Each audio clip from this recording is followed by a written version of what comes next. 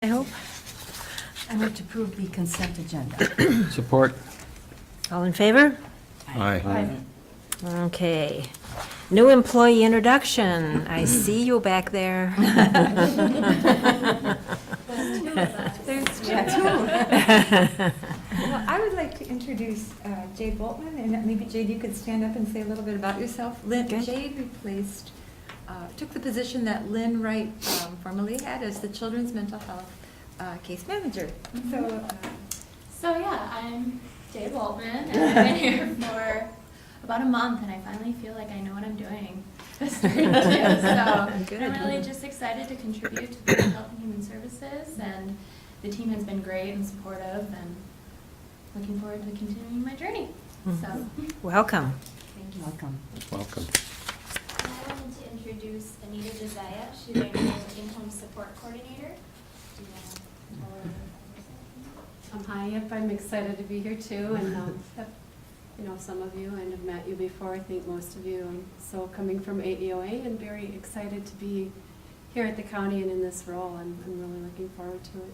Just been here a full week last week and a little bit the week before, so just inundated right now. Welcome. Welcome. Welcome to you. It'll all smooth out after a while. Commissioner Storley, we have one more new face right there. Right there. We should acknowledge that. In a new seat. I was getting to that. Welcome to you too. You look great in that chair. So our presenter is Grace Bouchard, and she's going to talk about family and, she is the Family and Children's Services Supervisor, and going to give a little presentation on support for people with mental illness. Thank you. Oops, there we go. Yes.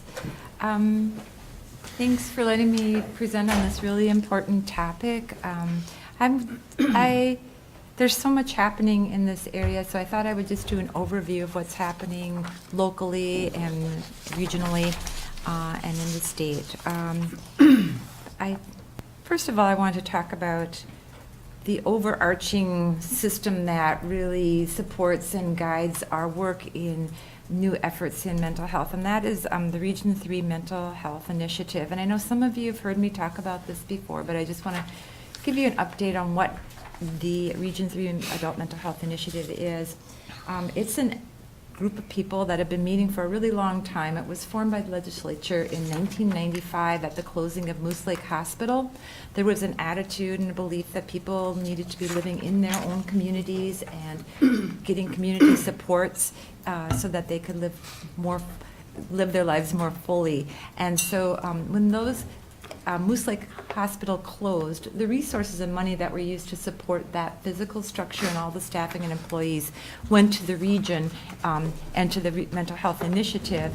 And it was a group that was to make decisions about where resources should go. And so one of the attitudes related to initiatives, and there's initiatives all over the state, and each one is unique. I worked in a collaborative once, and we used to say, if you've seen one collaborative, you've seen one collaborative, because because they have a local flavor, and we really like that, that we can meet the needs of our unique needs of the community. So the relocation of funds that occurred with the initiative allowed some good things to happen. And the initial things that happened were just developing foster care, adult foster care, so that people could live in their communities versus in a facility or a, institution setting.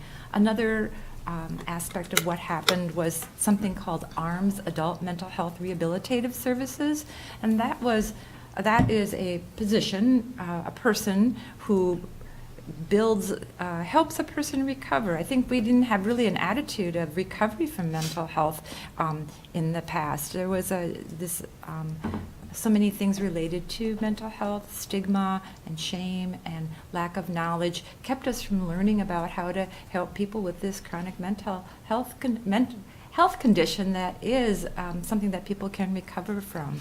And so ARMS workers, as we call them, work with a curriculum called Illness Management and Recovery, and that's a really important concept in recovery. So the mental health initiative also had a place called Bridge House. This was a crisis stabilization center. It was funded by the state and had state employees, but that money all shifted about 7 years ago to the region. And so a lot of things have happened in just the last 2 or 3 years, actually. The initiative was responsible for creating Birchtree Center, and I'm going to talk about that in just a little bit. But they've also contributed to the development and support for crisis response in the area. Just one more thing about the mental health initiative. The fiscal host for the initiative is Lake County. Oh, and just to let you know that we have an agreement amongst all the members in the initiative, and it includes the counties of Cook, Lake Carlton, Couchiching, and St. Louis, and the Lake Superior Chippewa bands of Bois Fork and Grand Portage.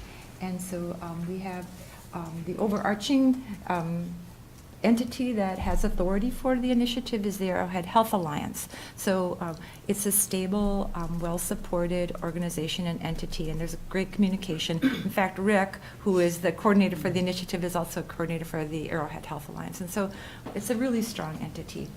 And let's see, I think that is all I'm going to say about that.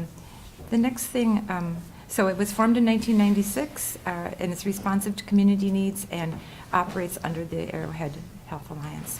One of the things that I told you about Birchtree Center, and these are a couple of pictures. The top picture reminds us of what's coming soon for our weather here, but it also is a beautiful picture of Birchtree Center.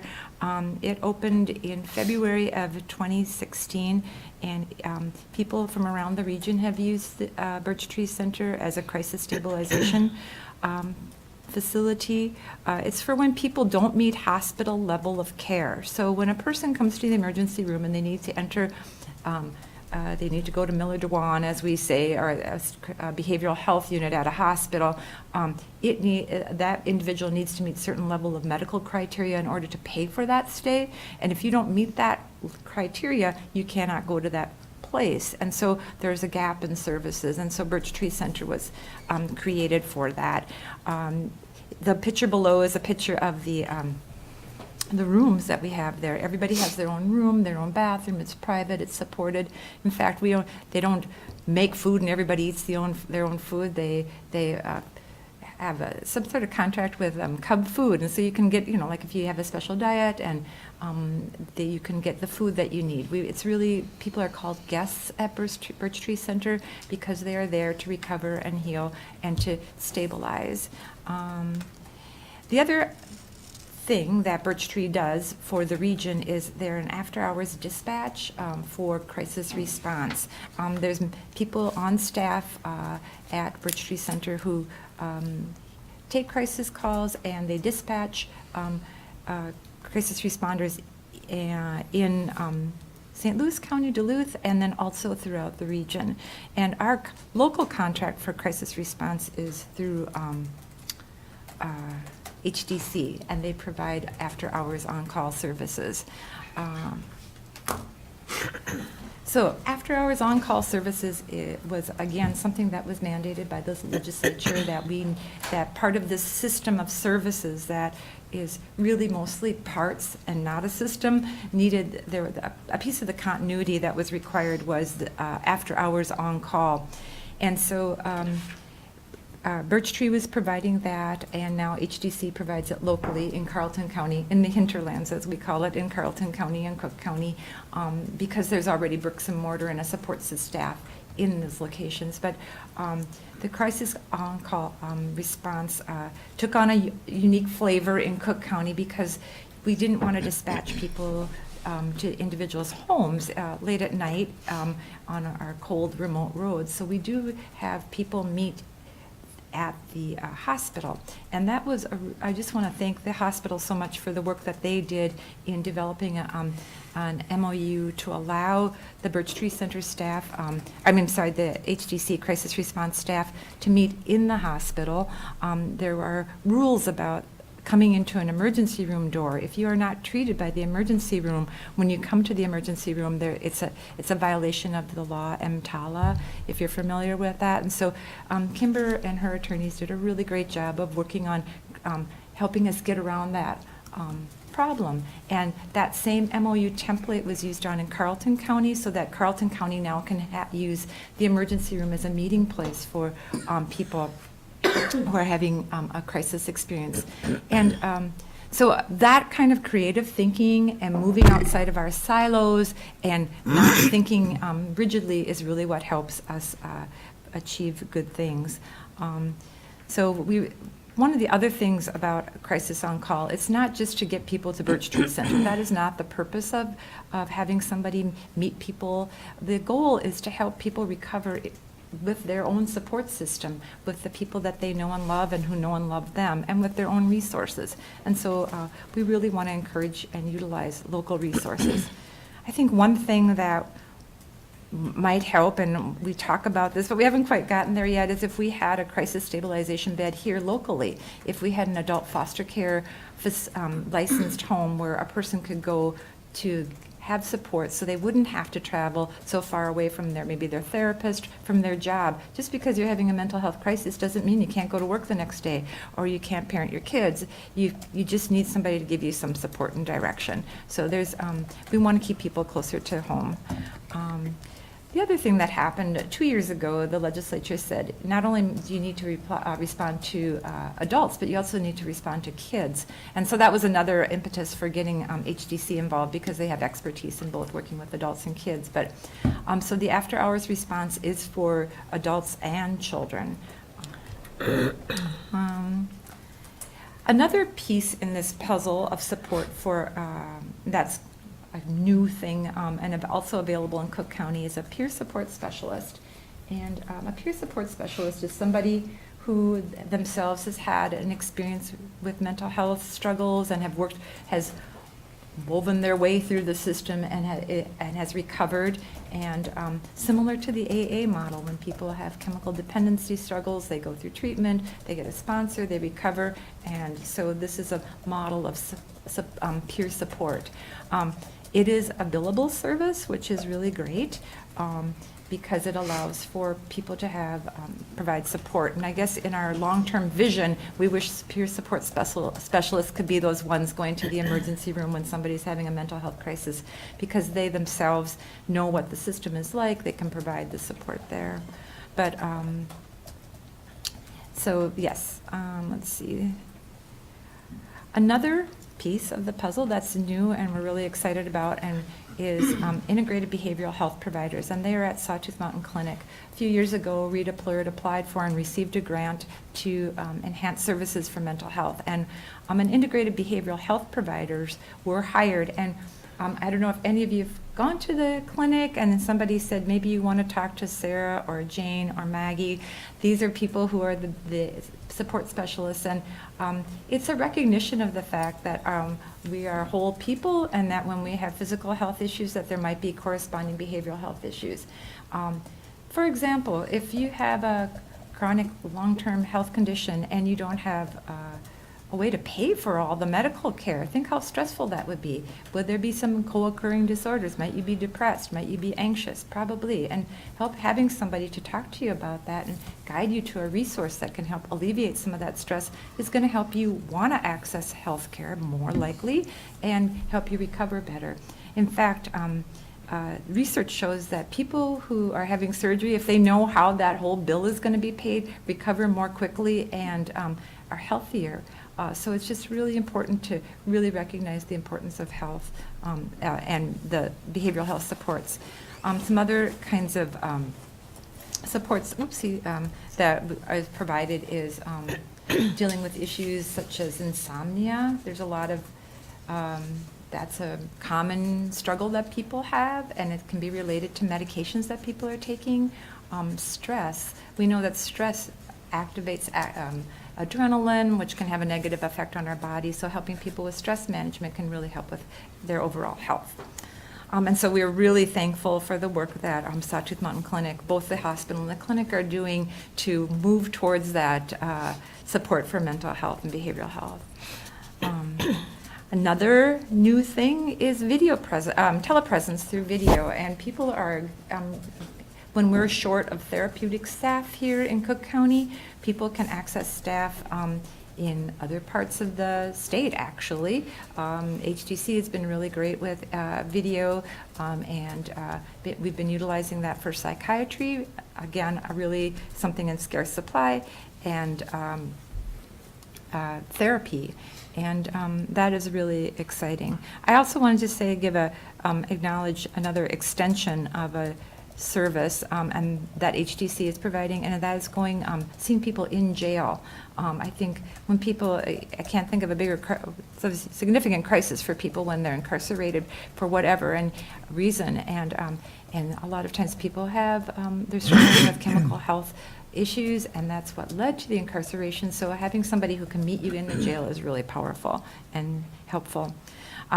Video, again, is encrypted Skype, and so you can have these therapy sessions, and it's HIPAA compliant, and again, these are billable encounters. So that's really a good step forward for us in our rural remote areas where we have limited resources, and sometimes we need a unique specialty service. It's interesting, though. I tried to set up video therapy with an entity down in Minneapolis, and they said we just don't do that. And I think because I don't think they have to, and so I think so it was. I tried, and so it's a good learning curve for everybody. But our needs in rural areas are significantly different, and the need for this kind of service. Arrowhead Health Alliance has a staff person. Savannah is the contact person for video, and she's great. She does all our IT work. There was, we hope to expand video to the schools too for emergency responses. And I think it works especially well with younger people who are really used to FaceTime interactions. And I know that some of us who are not used to that might think it's not as effective, but I think that people have found it really successful. The other thing that has happened recently is the Arrowhead, the Adult Mental Health Initiative requested that there be a regional needs assessment conducted to find out where our strengths are in the region and where the gaps in services still remain. There was a contract with Lynn Garrett, and she used to be the coordinator for the initiative about 5 years ago, I think. And so she's an instructor at UWS in social work, and she's a great researcher, and she went out and met with almost 200 people in the region in different parts of the entire region and asked what was working and what wasn't. And again, even though we've made some progress, we have more parts to the puzzle. We still don't have a system because there's not a way to communicate in the way that is the most effective. And some of the things that keep people apart or keep people from recovery are things like insurance and billing aspects. For example, you're only allowed to have one mental health encounter that's billable to insurance per day. So if you meet with your psychiatrist and then later need to meet with your arms worker who's going to help you with a skill, you can't bill for that. Those two things, and so it really doesn't help support an agency that's trying to be a holistic, whole person's system. Another focus of improvement is really to become person-centered and family-centered. To really look at what do individuals need and really listen to what individuals are saying the system needs. I think if you only listen to what providers say that people need, you aren't going to get the whole picture. And so it's really important to become person-centered. And the other ethic and attitude that we want to bring to this needs assessment is the attitude of fidelity. And that is the ethic of caring and responsibility for the individuals that you're providing services for. We need to go beyond thinking that we've checked a box. Yes, we provide crisis services. Yes, we have therapy. But we need to think about what does this total system look like? And I think that the initiative is made up of people who are really caring about the people that they serve. One of the things that we have done is we've added consumers, people who they themselves have been part of the system, mental health system, or they had close family members part of the system. And I think I would like to do, and we are working on that through our committee's work, but we want to develop and utilize that kind of system here locally. We want to involve people locally who have used the system and learn locally what is working and what isn't. I know that there was good communication in the report that Lynn has completed. It's in draft form, but there were some comments that locally they appreciate the use of the YMCA as a way for stress reduction and people contact, and also classes are helpful for people. But so we do have some, again, parts of the puzzle, but we don't have a system, because a system implies that we all know each other, we know how to connect with each other, and we work towards the benefit of individuals, but we're still struggling with that piece. The great thing is we know our problems, and I think that there's some good work out on how to make things better. Regionally, there's a group in Ely that has met for 20 years, and it's people who are working on this, on the mental health system. And they, what I hear about Ely is they take care of their own. They work together, and they really know each other. And I think we have some really good models like that in the adult care team and the child protection team, but we may want to develop something related to mental health supports for adults and kids in Cook County, so that we can get the most out of the wonderful resources that we have here. So that is what I have for today. Thank you for listening to what's new, and if you have any questions, I'd be happy to answer them. Thanks so much, Grace. Questions, comments? Grace, you were talking about system and I'm thinking about the regional adult mental health initiative being that kind of glue that might hold pieces together and create more of a system. How's that working specifically around psychiatric hospitalization? I know that's always been difficult because of our distance and getting people, hospitalized in Duluth and then communicating with them and having the experience of people getting discharged within a day or two when local providers thought more was needed. I haven't heard. I think we've made some progress in that area. I haven't heard about that kind of quick in and out. We still have the struggle of having to travel sometimes a really long ways to find a hospital bed. It all depends on who assesses that individual at the emergency room now, and I don't know what's happening there, here locally and throughout the region. There's the use of local tenants. Those are doctors that don't necessarily live here, but they come and work temporarily, and so they don't know the resources, and they're reluctant. Oftentimes, the person who's a local tenant is reluctant to make that statement of medical need for behavioral health.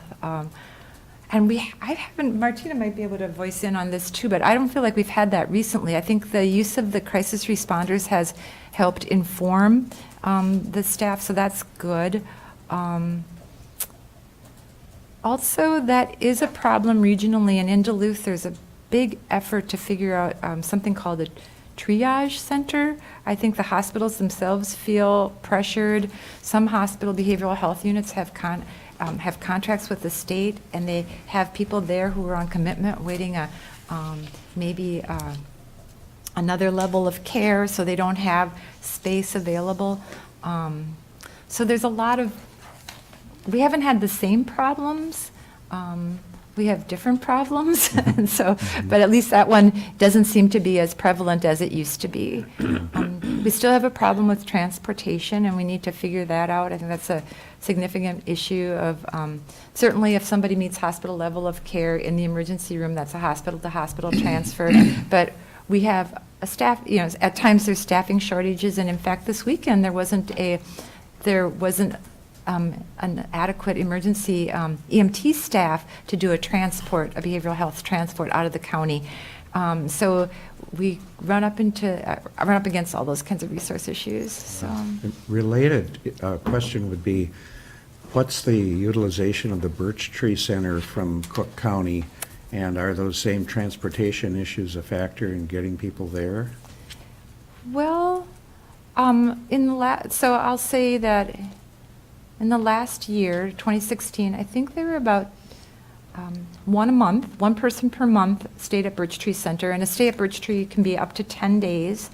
And we have had a mixture of opportunities in getting people down there. Law enforcement has been helping when they can. Sometimes we as staff can transport individuals. It's a crisis stabilization. Sometimes people, if they're people we know, they're our clients.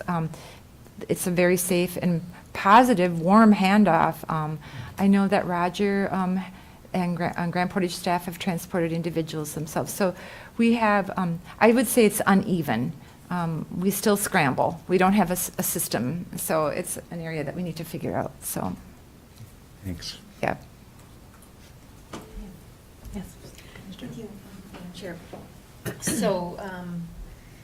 So, we're just talking about transporting to Birchtree Center, and it's just so interesting that that's like outside the medical system.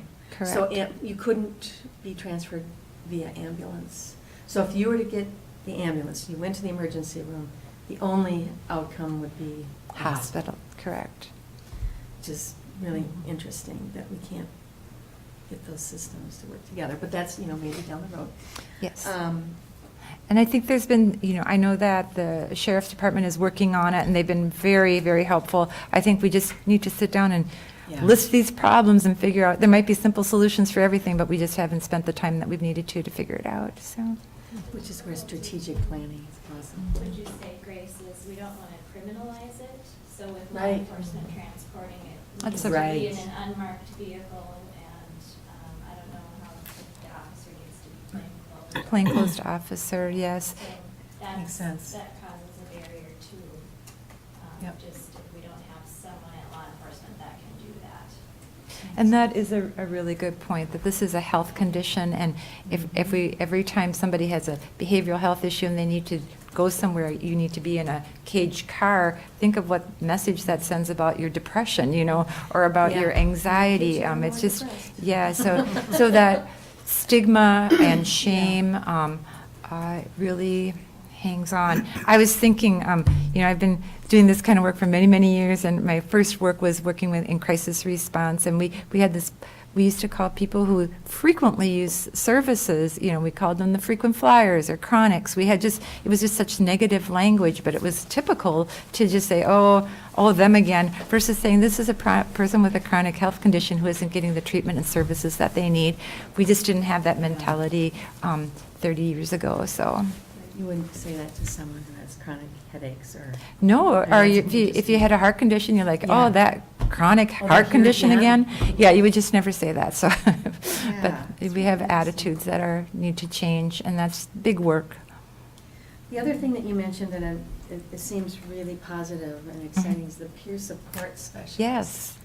So how do people become a peer support specialist? What kind of training do they need to go through? Yes, so they need to have a personal experience with a mental illness, but then there's You a... themselves or Mhm, just? they Okay. themselves. And then there's a training that the initiative is actually paid for. I think 40 to 50 people in the region have been trained as peer support specialists. And so what we did when the trainings were coming up was we would get recommendations of people who might be appropriate and interested. You have to be very brave to say, yes, I had a major mental illness and I recovered and now I'm going to help you. That isn't really what, we don't hear that very often. But people who were willing to say that, yes, this is my health condition, and I recovered from that, and I'd like to help others recover, participated in this 2-week training, and it just was a very thorough training about, again, the system and what supports people, and that peer-to-peer support model. But it's really similar to the AA model, that of a AA sponsor peer support model. So it's exciting. HDC, I should have double-checked. I know they did have a staff person who was a peer support specialist. And again, that's a billable service, which makes it so nice to be to be working and using your knowledge in helping other people and as a good support. So, yeah. Thank you, Madam Chair. Thank you for your report and all the work you're doing. And I'd like to recognize Hannah because I've got a statement to make after that. And I'm sorry I didn't get your last name, Hannah. Alstead. And she's here from Representative Nolan's office. And so thank you so much for coming. Nice to meet you. Commissioner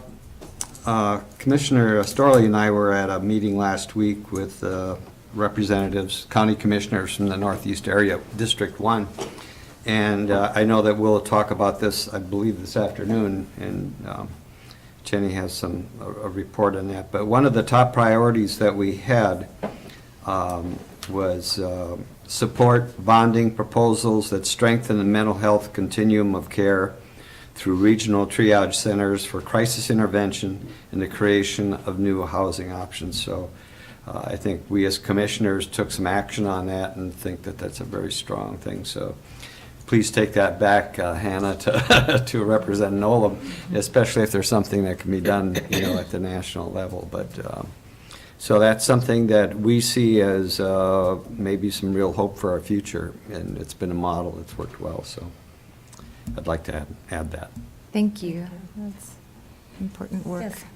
I had a couple of questions. Grace, I know how hard it is to have to work through a hospitalization, and I wasn't sure if I heard it correctly.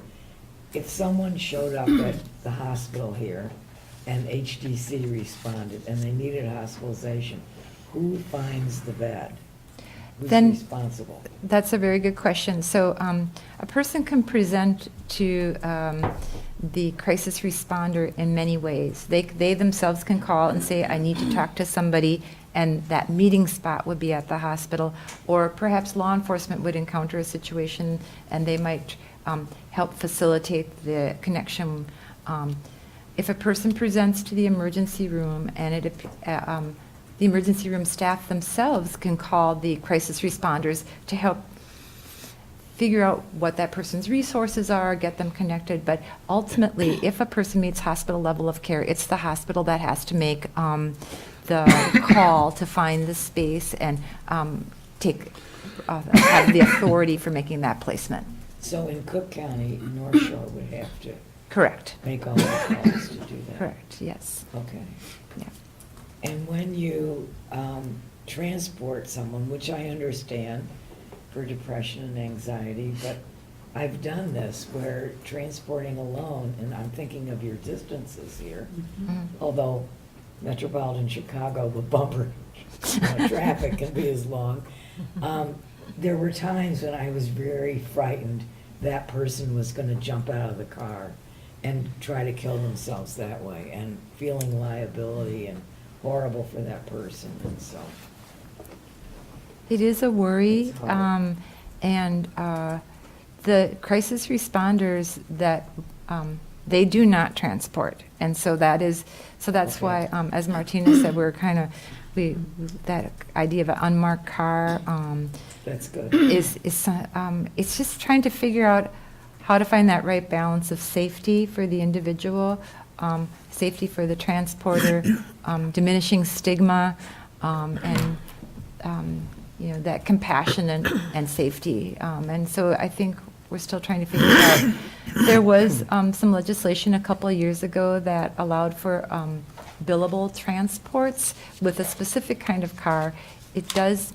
It's not a cage, but there's a screen between the front and back, and you still don't have a person riding up front with you, which would be more friendly. But that is something that secured transport is a billable encounter. That is an opportunity. I don't know that we have the volume here or the staff that can be available on a moment's notice. So again, it's not that frequent, but when you need it, and you want to do the right thing. And I think if we had that whole system in place, more people I think we would respond to more people. Right now, it's hard to take a risk when you aren't feeling that well. So Well, Birchtree, you drive them, though, is that correct? somebody drives them there. Sometimes we have family or loved Oh, ones okay. drive the individuals to Birchtree. If it's the client, perhaps we would transport them. Sometimes law enforcement transports because it's after hours and the crisis responders are responding and they can't transport, and the individuals maybe are isolated and don't have friends or family, so.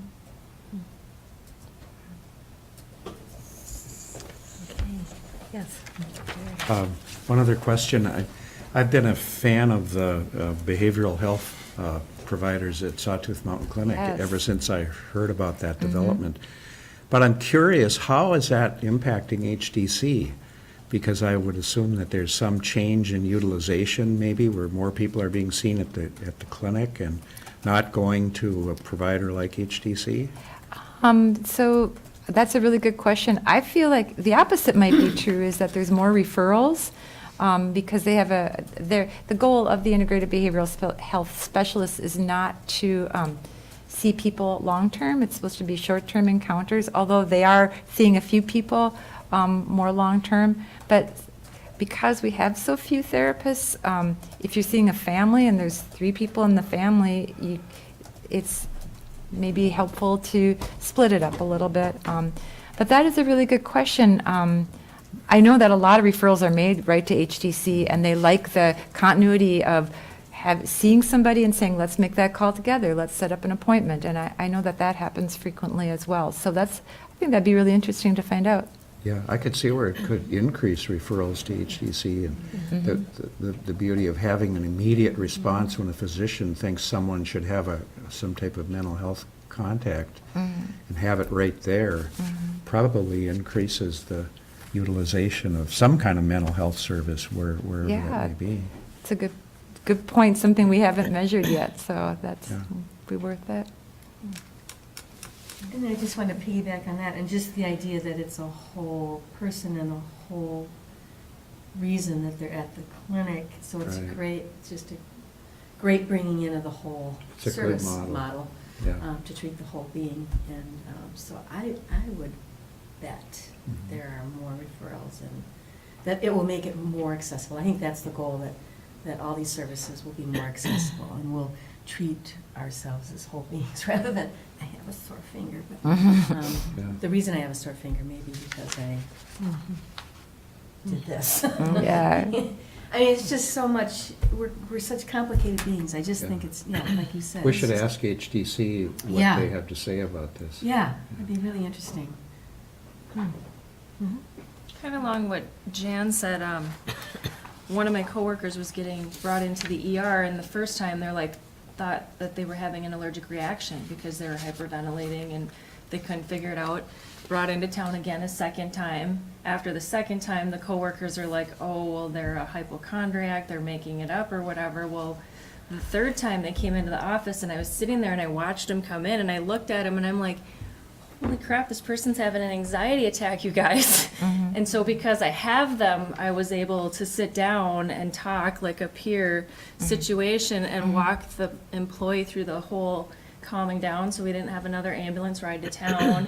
And then the employee knew, okay, I've got someone at work who, when this starts to happen, I have somewhere to go. And so that was the whole thing. And so you can't figure it out, and it's a long ride or however long it takes to Right. get to the ambulance. And by the time you calm down and get into the ER, it's not that the ER did anything wrong. It's just the symptoms have changed and you don't know what's happening. And so it's a whole person. And so I think the people in the clinic, a doctor's just not sure what's going on, and you get that evaluation in with someone with a different perspective. So it's valuable. For sure. I mean, I can't tell you how many times I've gone in for an anxiety attack. I know I'm having an anxiety attack and they want to treat me for a heart attack, and I'm just like, It's more than that. yeah. Really appreciate your report. It reminds me of when I read the papers about the mental situations that are going on in our country, in our state, and in our county. I don't want exact data, but would you say that mental health in Cook County needs are increasing, decreasing slightly? What would your view be on that topic? Well, I think that the more that we talk about it, I think that certainly anxiety is something that people talk about a lot, that children are having more anxiety, and so there's an increased need. There's an increased awareness that, and so people that previously did not feel safe talking about their mental health struggles might talk about them now. And so it may appear to be, I think there's realistically increasing. I think there is anxiety. A lot of people are struggling with that. Uncertainty. There's a lot of uncertainty in our world. And so I think that affects people. And I don't know, I don't have an exact answer to that, but I think that as we become more confident about talking about our own mental health struggles, and they can come and go with different situations and different circumstances, but the more we are able to talk about them, the more other people are able to talk about them, and so we can treat more people and have more healthy, strong people to support each other. I think then that's our goal, is just a healthy, strong community. So I thank you so much for listening and for your support, because, and then one thing I do want to mention too, that I didn't talk about and that needs to be, we need to increase addressing this issue too, is the co-occurring disorders of behavioral health and chemical health. A lot of times people who are struggling with their behavioral health self-medicate, and so I think it's important for us to understand how those two things work together too. And so I think that that's another area that we need to work on. But thank you for your support, and hopefully the next time I bring an update, we'll have the system will be more aligned and will be stronger. Yes. Where is this Birchtree Center located in? Yes, it is in Duluth. It's up on Birchtree Center Drive, just a half mile from Target. So, so it's tucked away a little bit. It's a nice piece of property. It's owned by One Roof Housing, and the Mental Health Initiative leases that property from One Roof. We have a 10-year lease with One Roof. They purchased enough acreage to also build some housing, and there's the idea of something related to the triage or supportive housing. Because that, of course, is always an issue too. You can't stabilize your health, any kind of health condition, if you don't have a place to live and rest at night and have food and get your medications. So, yeah, it's pretty easy to get to, but yet it's private. It's got trees on the property, a fire ring out back, so it's nice. When a person goes there, is there a, like a caseworker or someone, you know, you said you can go down there for 10 days. Do they, if this person doesn't have transportation, do we go pick them up, or is it like detox, we just go down and dump them off and find their own ride home? Well, we'd never like to dump people, for sure. No, that's we talk a lot about the warm handoff and warm transitions. We really want to avoid situations where we say here, you know, because we're people, and people need to, they don't want to have to repeat their story a million times, and so so we transport people down, and then we make arrangements for picking people up too, or they might sometimes that's a stabilization spot, and they say that maybe they're going to go on to a further treatment. An individual can have a car and be at Birchtree Center. They could drive themselves to Birchtree Center and say, I don't feel safe to be home alone, but I need some stabilization. It's not locked. A person can come and go. It's totally voluntary. I think that's the big thing that's different between hospital and Birchtree's. It's totally voluntary. And there is a point person when you're there, and it's, I mean, they just want to help people get back on track with their own resources. So, yeah. Okay. Thanks again, Grace. Appreciate it. You're welcome. Thank you. Thank you. Okay. So we will look forward to the director's report. Thank you. Thank you again for placing your confidence in me in this position, and I truly look forward to continuing to serve the people of Cook County in this position, so thank you again, all of you. First, I wanted to provide a staffing update. I know there were some questions at the last board meeting about how my moving into this position would impact the department internally and the new vacancy that created. So we do have updated organizational charts Nice. Picture. Whenever we have all the changes.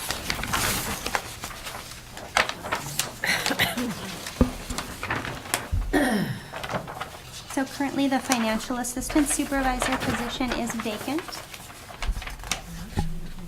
No. Oh, sorry. There. Yeah, that's your. Yeah, you're good.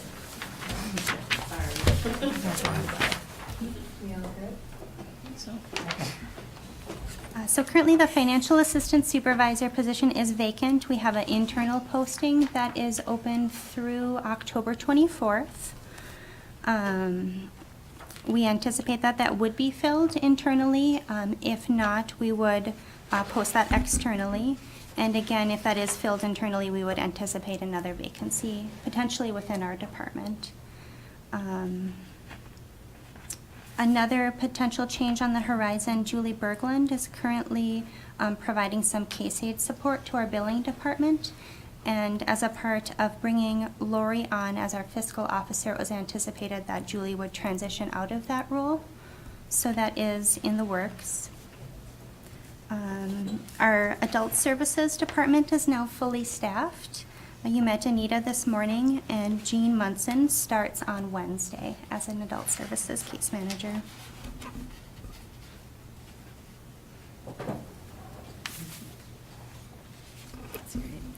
Another note about our staff, recently at the MSSA, that's the Minnesota Social Services Association Region 3 meeting at the beginning of October, Barb Rasmussen was recognized for her outstanding service as an outstanding retiree. So we were very happy that Barb was able to receive that recognition. Any questions about the org chart or staffing? Great. Our community health assessment, we had our initial stakeholder meeting on October 3rd. There were 12 in attendance, representation from our Public Health and Human Services Advisory Council, some community partners. So that initial meeting was just to review some of the data sets and to get some community perspective about the health issues facing Cook County. Mental health was one of the top 3 priorities identified 5 years ago when we went through the community health needs assessment. Some of the questions that were asked at this meeting were what makes our community healthy and what issues need to be addressed to improve quality of life. The next steps for that process is we will have a second community stakeholder meeting scheduled in December. And I don't know, Jeff or Carla, if you want to, or Jerry, if you want to add anything about that meeting? Well, I think it's really a valuable process, and I'm looking at it from the standpoint of the North Shore Healthcare Foundation Board, which is doing its own strategic planning process. So I've already shared material that we've gotten started in with the foundation. It has a lot of current implications for trying to figure out what are the needs in the community and how do we meet emerging needs in the community given all the changes on the horizon in healthcare.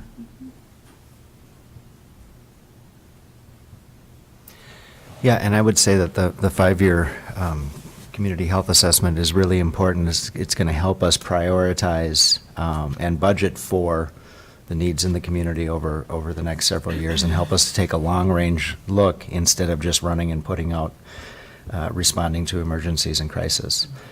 We know that public health is the thing that we do looking forward, and this community health assessment is going to help us identify where we should be concentrating our efforts and where we should be spending our money for the greatest impact in the community.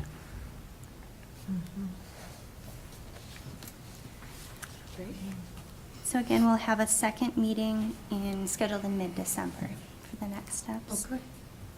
There'll be more. There will be more to come, yes.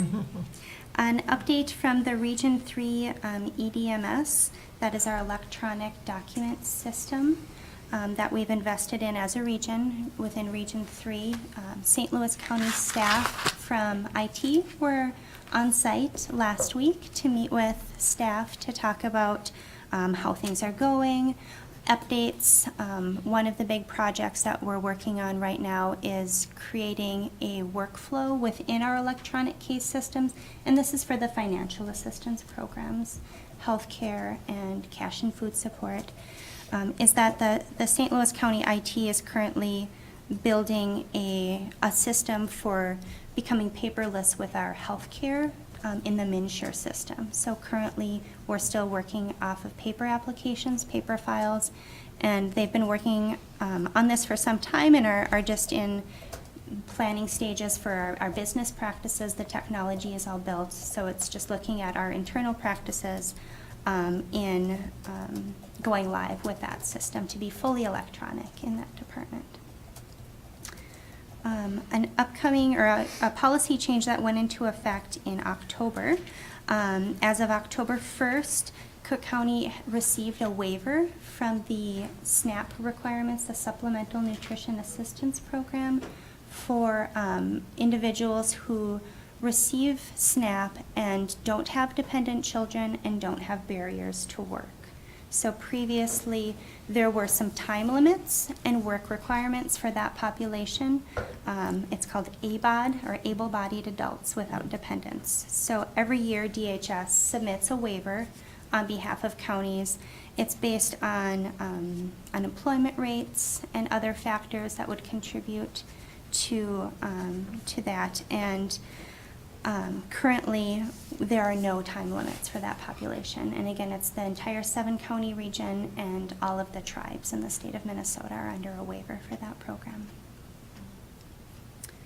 Another update I wanted to share with you is related to our healthcare access plan. This is a program that allows us to reimburse enrollees in medical assistance for related healthcare travel expenses. So mileage, hotel stays, if they would receive pre-approval from the county and are required to stay overnight for a medical appointment.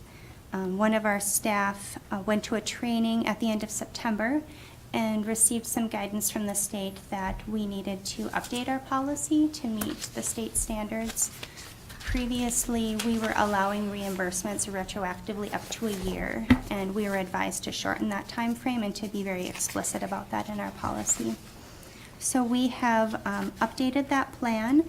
I did bring it to our co-chairs of the advisory committee. Ideally, we would have brought that to the full committee to get review, but we're on a short time frame to allow notice to enrollees before that January 1st change.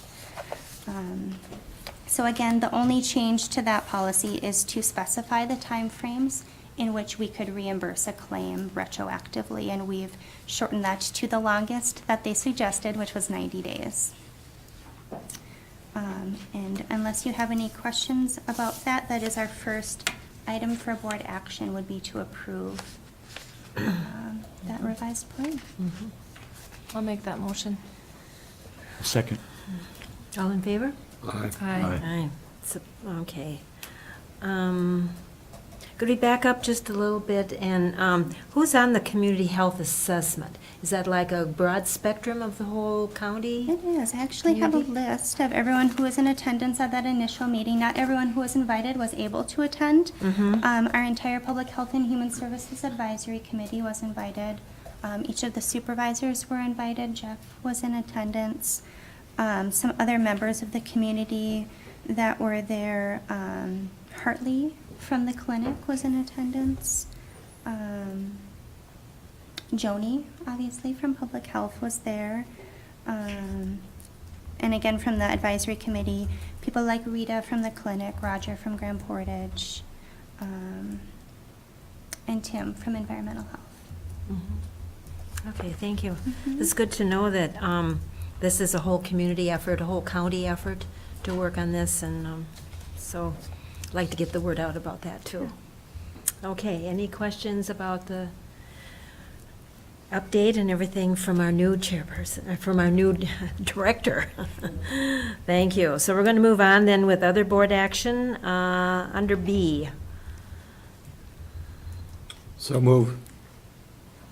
Second? Support. All in favor? Aye. And then C. So moved.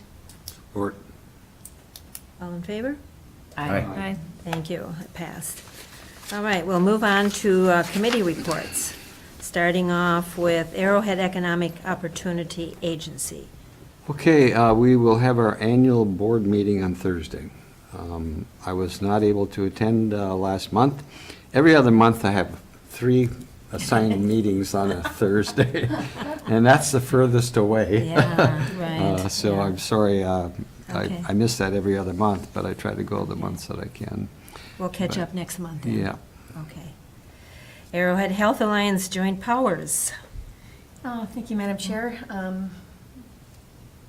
They did not meet last month. They haven't met now in a couple of months. But it's a great organization, and Grace spoke a lot about it. It's very active in Mhm. all the things that you talked about today, and Mhm. it's a great group. But they don't meet every month Mhm. if there's nothing Sure. that needs action. Mm-hmm, okay. Arrowhead Regional Corrections. We didn't meet last month because we had a conflict with some AMC meetings, Mhm. but we will be meeting this Friday. Okay. Community Health Board. Okay, they did meet, and there was a lot of conversation, I wasn't there, about the assessment coming up. The Community Health Board is very involved in the assessment process, but I was not able to attend that meeting. Mhm. Okay. Public Health and Human Service Advisory Committee. We didn't have a regular meeting, but we attend, probably 4 or 5 of us from the committee that attended the community health assessment Mhm. meeting. So it was That's great. a good experience. Mhm. And Healthcare Planning Committee. We had a small group meet, but we had a report from Rita that she, in the past, has been concerned about support for the clinic, and there's some money coming in for a while, but Congress is just so slow with everything that it's very irritating, but there is some support for a while, and then look to the future to see if any more will come in. We had a report, an update on the hospital and care center, and things are moving along there. It's always a matter of following the arrows of the day and figuring out, okay, I went there the other day, but I go here today, and so it's coming along. Just a comment. about- Yes. I'm certainly hoping that the clinic gets its federal support, because that would be a crisis for the community if it would be. didn't. Yeah, I mean, yeah. what, 25% of the budget is It is. that grant? Right, right. So yeah. we've got our fingers crossed. Mhm. Well, it's interesting, too, because Rita did ask for, either verbal support or email or a letter, and so I thought, well, let's try the verbal support. So you call the office of of Nolan, and you actually get a human being answer it. Resolution 3700. Yes, and so then you identify what you want the support for, and then they want to know who you are, and they want your zip code. So I put my vote in. Carla? As long as you're here, can I ask you a question? I understand from calling you that we don't have a representative on that, working on that, on the committee, excuse my allergies, for that bill. Is there someone else we could be calling that your office knows about who is on the committee, in addition to calling Mr. Nolan? The committee for this specific bill, Yeah, well, our congressman would be the most. he Would be should the one best? that's on it. He's working on a lot of issues for small cities right now that, if you've ever been in contact with the Minnesota Association of Small Cities, you should. They do a lot of help. They help us a ton when it comes to getting him on bills and co-sponsoring and whatnot. But the amount of calls that I'm getting from Grand Marais and the area, I wouldn't doubt that he will end up being a co-sponsor really soon. Yeah. I for think this. what. I think calling our 2 senators, making sure that they know what's going on, make sure it gets, because I know it's a House bill, there needs to be a Senate alternative bill as well, which I don't know if there is. Because I don't work on that side. So getting push from our 2 senators is a big deal for that. Okay, thank you. We should be calling them. Yeah. And the bill is 370, isn't it? 3700, I'm pretty sure. 3700, okay. Okay, let's do our part. Okay, and the last one is Emergency Preparedness Committee? Yes. That was one I was actually able to attend. Okay. As did Vice Chair Dukirk. Since Jim Wienanen has retired and Valerie has taken over that position, there's going to be a lot of inventorying of who has what skill, equipment, et cetera. So we're really working on an inventory of what our emergency preparedness looks like in today's form so that we can move forward and make improvements. So that includes, updating the Code Red contact list. There are plans to be updated. The mass fatality plan needs to be updated. Family Assistance Center plan updates. So the assessment is really thyroid. Threat, hazard, identification, risk assessment. That's what we're working on, reviewing and assessing and getting up to standards and awareness among all parties. Okay. Thank you, everyone. Any other comments or questions about anything? Did the North Shore Collaborative meet? Oh, yes, and the North Shore Collaborative did meet, and I think we were all at a meeting. There were, like Commissioner Bershon said, that there are often, we're needing to be in 3 places at once, and it's not always possible. So they did meet, I wasn't able to go. And I can't remember which meeting I did instead of that meeting. Probably AMC. Yeah, I think it might have been AMC. Okay. Yeah. Because I noticed on the Community Health Board, we don't have a backup for you. Did you need one? Yeah. I always need a backup. We have a member of the advisory committee that's on, Oh. also a representative to that. That's right, we do. Okay. Frankie. Frankie. Frankie, I'm sure, was at that She meeting. was. Yes.